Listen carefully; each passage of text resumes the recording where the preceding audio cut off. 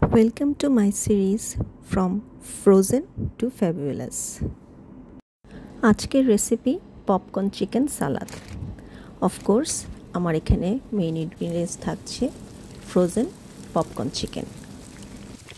ক্যাপশনে আমি details ingredients দিয়ে দিচ্ছি, আপনারা এখান থেকে খুব সহজেই পড়ে নিতে পারবেন কী কী ইনগ্রিডিয়েন্টস ব্যবহার করা হয়েছে এবং কী পরিমাণে ব্যবহার করা হয়েছে। তাছাড়া পুরো ভিডিওটা দেখলে তো আপনারা একটা আইডিয়া পাবেনই স্টেপ বাই স্টেপ ফলো করে কিভাবে সিম্পল ফ্রোজেন একটা আইটেম দিয়ে সুন্দর মজাদার নতুন রেসিপি তৈরি করা যায়। এই পর্যায়ে আমি আমার সালাদের ভেজিটেবলসগুলো কেটে নিচ্ছি। তার জন্য আমি নিয়েছি cucumber, green bell pepper and tomato. আমি এখানে টমেটোর সিডসগুলো নেইনি, কারণ টমেটো সিডস থাকলে তাড়াতাড়ি পানি ছেড়ে দেয় এবং সালাডটা একটু সগি হয়ে যায়। আমি এখানে ব্যবহার করেছি চাইনিজ লেটুস পাতা। আপনারা চাইলে আমাদের লোকাল লেটুসও ব্যবহার করতে পারেন, যেটা যার কাছে অ্যাভেলেবেল থাকবে। এছাড়া আপনারা যদি দেশের বাইরে থেকে থাকেন, সেখানে তো অনেক ধরনের গ্রিনস ভেজিটেবলস পাওয়া যায় সালাদের জন্য, আপনারা চাইলে সেটাও ব্যবহার করতে পারেন। ওয়ার্কিং মাদার হিসেবে আমার সবসময় একটাই এইম থাকে, কিভাবে চটজলদি মজাদার কিছু বানানো যায়।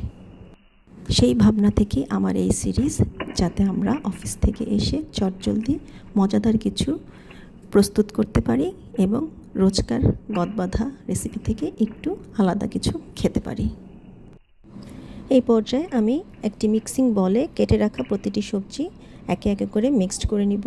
আমি ফার্স্টে দিলাম লেটুস, এরপরে cucumber, tomato, green bell pepper and আগে থেকে রেডি করে রাখা সালাদ ড্রেসিং। আমি ড্রেসিংয়ের মধ্যে ইউজ করেছি কিছু অলিভ অয়েল, একটু কাঁচামরিচ এবং দিয়েছি কিছু সেসিমি সিডস, আর দিয়েছি দুফালি লেবুর রস, আর ব্যবহার করেছি রোস্টেড সেসিমি সিড মেয়োনেজ। এটা যে কোনো ডিপার্টমেন্টাল স্টোরে আপনারা পেয়ে যাবেন, আর যদি না থাকে তাহলে আপনারা সেক্ষেত্রে রেগুলার মেয়োনেজও ইউজ করতে পারেন অথবা পছন্দ মতন সালাদ ড্রেসিংও ইউজ করতে পারেন। আর একটু দিয়েছি আমি সুইট চিলি সস। এরপরে mixed. Here comes the star ingredients, popcorn chicken. আজকাল বাজারে বিভিন্ন ব্র্যান্ডের ফ্রোজেন পপকর্ন চিকেন পাওয়া যায়। আপনি আপনাদের পছন্দ মতো এবং অ্যাভেলেবিলিটির উপর নির্ভর করে যেটা পান নিয়ে নিতে পারেন এবং এই রেসিপিটা খুব সহজে ঘরে বানিয়ে ফেলতে পারেন। এরপর কিছু ড্রাই রোস্টেড সেসমি সিডস আমরা উপর দিয়ে দিব। এটি অপশনাল, যদি অ্যাভেলেবেল থাকে তাহলে ব্যবহার করতে পারেন, স্বাদটা এনহ্যান্স হয়, আর না হলে অ্যাভয়েড করতে পারেন।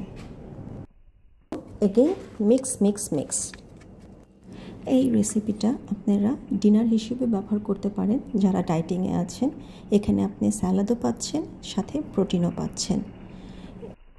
সেই ক্ষেত্রে আপনি পপকর্ন চিকেনটিকে ডিপ ফ্রাই না করে এয়ার ফ্রাই করে নেবেন। পেট ঠিকই ভরে যাবে, কিন্তু ক্যালোরি বাড়বে না। মজা না? আর কেউ যদি চান এটাকে অ্যাপিটাইজার হিসেবেও ইউজ করতে পারেন। সাথে যদি একটা থাই স্যুপ বা ক্লিয়ার ভেজিটেবল স্যুপ থাকে তাহলে তো কথাই নেই।